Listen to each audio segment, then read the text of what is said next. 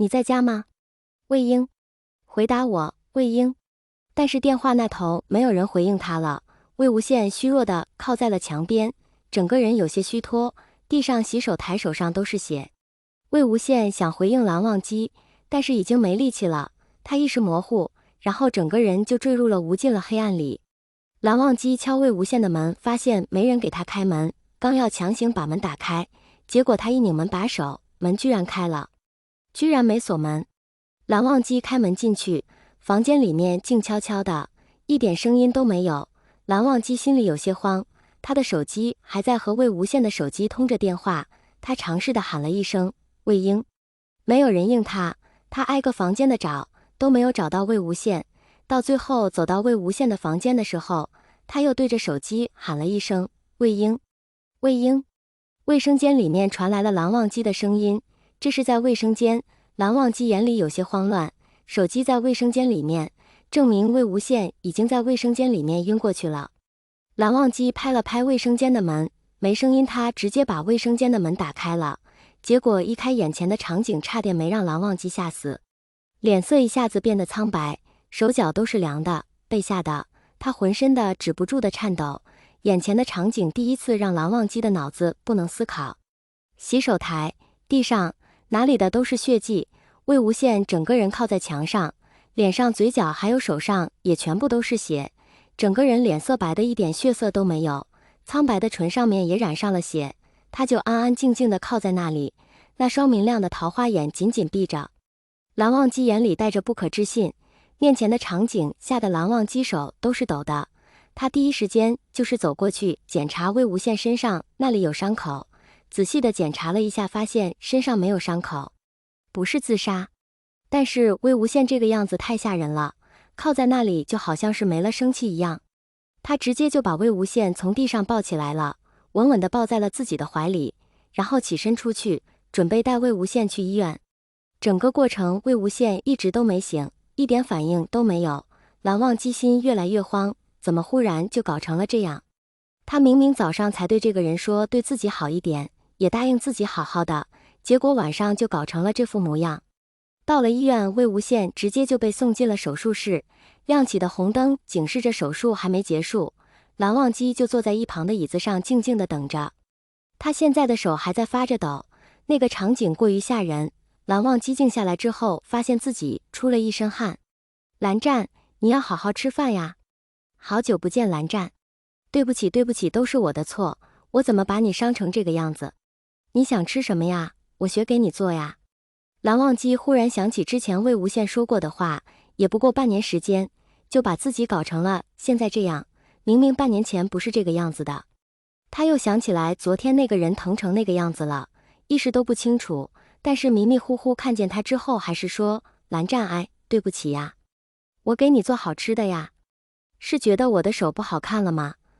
确实挺难看的，我可以把疤去掉的。你要是没有喜欢的人，就不能和我再试一试吗？头痛欲裂，蓝忘机深深地吸了口气，想起那个人哭得那么难过的模样，早知道就应该答应他的。你明明最不想看他哭的。蓝忘机不知道在手术室门口等了多久，手术室里面的灯才灭了。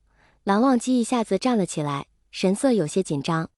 医生语气轻松，有点严重，胃出血，不过很成功，放心。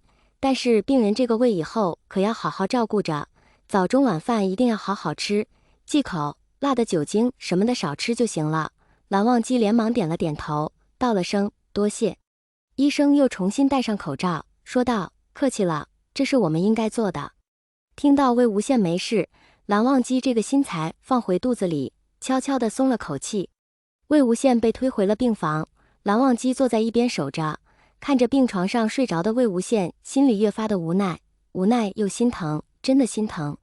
3年前魏无羡就有胃病，已经被自己养好了，只要别乱吃东西是不会发作的，但是出国3年估计就不在乎了，应酬什么的没少接，酒还没少喝，不想吃饭就不吃了，什么时候想吃了就吃2口。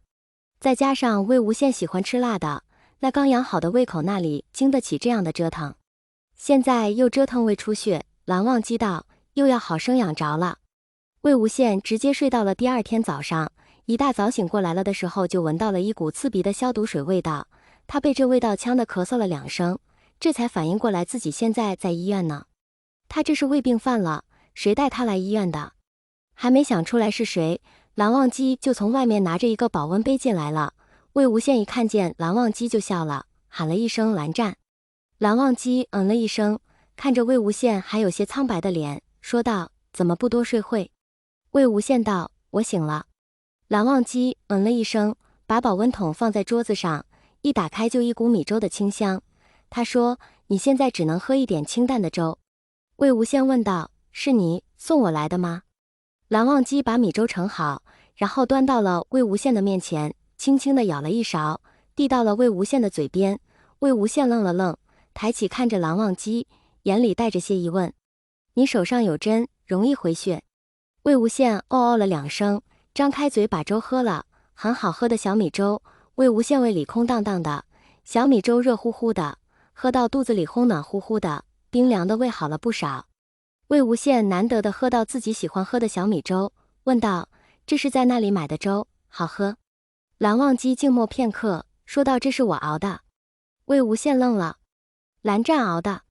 蓝忘机看着魏无羡的模样，心里叹了口气，问道：还喝吗？魏无羡愣愣的：喝。然后又被蓝忘机喂了小半碗。蓝忘机把东西收好的时候，魏无羡忽然开口说道：我已经好久没有吃你做的饭了，所以我刚开始没有喝出来。蓝忘机手顿了一下，道：没事。魏无羡还想解释什么，蓝忘机看着魏无羡的眼睛说道：想解释什么？心思被看穿，魏无羡忽然就不知道该说什么了。蓝忘机忽然开口道：可以。魏无羡了一声，道：什么可以？蓝忘机那双冰凉的眼睛里意外地闪过了一丝温柔的光，他看着魏无羡口齿清晰地说：你昨天早上说的是，我现在回答你了，可以。魏无羡这下真的是愣了，惊喜来得太突然，魏无羡没忍住笑了一声，笑着笑着眼睛就湿了。蓝忘机抬手捂住魏无羡的眼睛，问道：半年前你见了我，对我说了第一句就是好久不见，你还有什么想对我说的吗？魏无羡声音有些哑，他说：蓝湛，我们来日方长。蓝忘机轻轻地了一声，道：如你所愿。2个人和好以后，蓝忘机发现了一个问题，那就是魏无羡好像不怎么沾他了，就好像魏无羡对他还是有些小心翼翼的，不那么任性了。蓝忘机让他吃什么他就吃什么，比如说他现在不能吃辣的了。魏无羡虽然不太愿意，但是他还是答应了。